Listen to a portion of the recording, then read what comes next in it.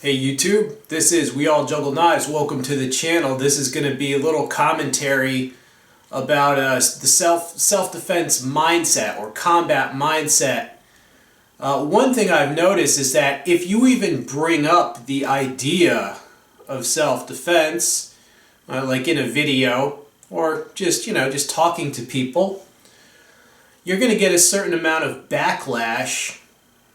Right? They do what's called, they kill the messenger, which means when they can't deal with the message psychologically, it's easier for them to just kill the messenger, or in this case, they try to demonize or villainize the person who's bringing up the idea, the necessity for self-defense. And I have a theory as to why you'll sometimes get people having an angry, emotional, subjective reaction against even the mere discussion of the topic.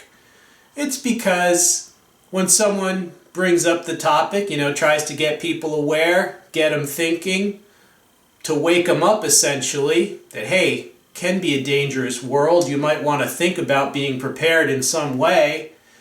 Well, you get some people who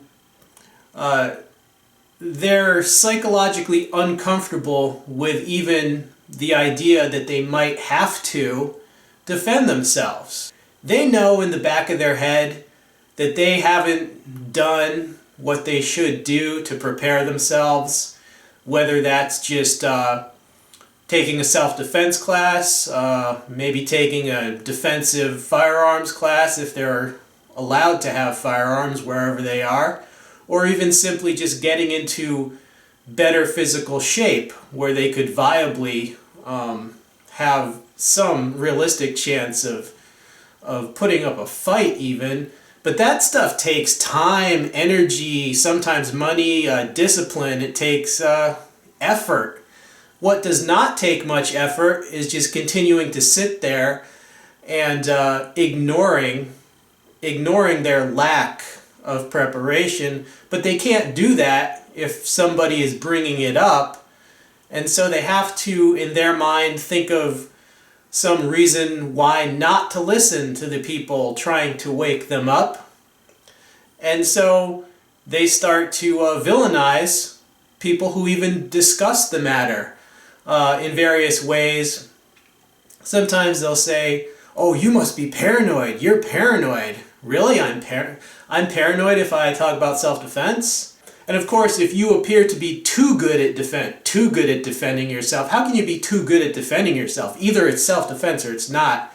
But if people sense that you could actually kick some ass, then they start confusing themselves on purpose. Oh, maybe you're the bad guy. Oh yes, because that's what criminals do. That's what criminals do. They make videos on YouTube about defending yourself. Yes, clearly, logically, that's what hardened criminals do. No, people who bring up self-defense, or at least myself, not the bad guy. I'm not paranoid. I don't see how you could call it paranoia. Have you read the papers? Have you watched the news lately? We live in a violent society because the population density, there's so many people crammed together in the cities. But even if you don't live in a city, your average store, your average school, your average, let's say a factory, most jobs involve people crammed into a small space. Okay, and that's proven.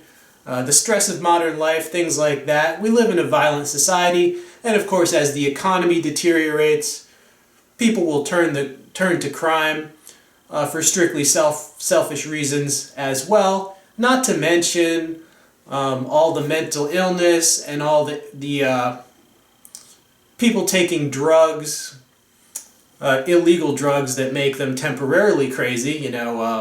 Meth heads, crack heads. Put that all together. Mentioning self-defense is not paranoia, it's just seeing what our society has developed into. And of course you also get the people that have a little temper tantrum, with the different scenarios, if you talk about the use of lethal force, there are plenty of people out there who are desperately trying to convince themselves that you would never, ever, ever be forced to respond with lethal force to an attack. They cannot admit that that would ever happen. They don't even let their mind go there. And again, if you ever mention any effective tactic, you'll get the people, oh, you can't do that. You might get in trouble. And, you know, my problem with these idiots is that when they say that you could get in trouble for defending themselves, they act like they're the only human being on the face of the earth that ever realized that, you know? When really, most of us who've thought about self-defense, not only have we realized that a long time ago, and we all have our own little systems of an escalate, you know, a spectrum of force. Yeah, we've already war-gamed out all the possible scenarios to the nth degree, and you get some freaking noob that just comes onto a video and, you know, they just started thinking about self-defense yesterday when they decided to look it up on the internet, and they start lecturing, oh, did you know you could get in trouble if you defend?